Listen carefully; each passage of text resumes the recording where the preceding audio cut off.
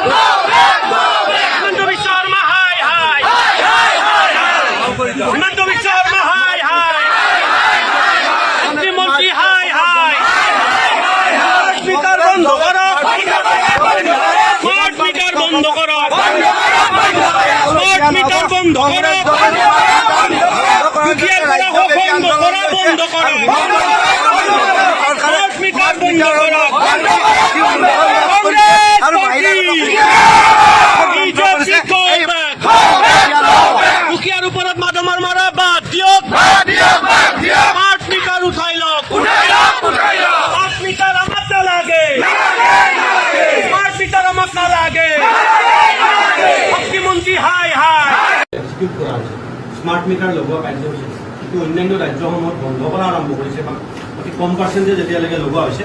অতি খৰতকীয়াকৈ অসমত ইয়াৰ বহল প্ৰয়োগ হ'ল, বহুলভাৱে প্ৰয়োগ হ'ল আৰু যিটোৱে ৰাইজক মাধমাৰ মাৰিছে।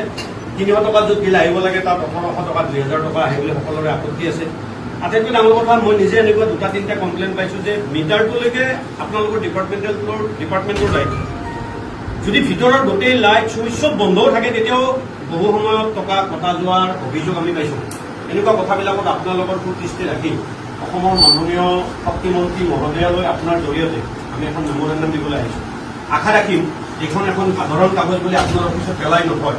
ৰাইজৰ দাবীটো যাতে মাননীয় শক্তিমন্ত্ৰী মহোদয়ালৈকে যায় তাৰ বাবে আপোনাৰ ওচৰত আমাৰ এটা দাবী আছে।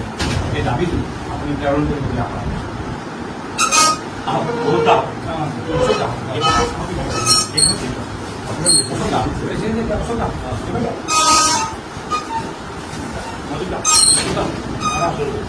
নিউজ ডেস্ক ৰিপৰ্ট ইত্যাদি A to Z।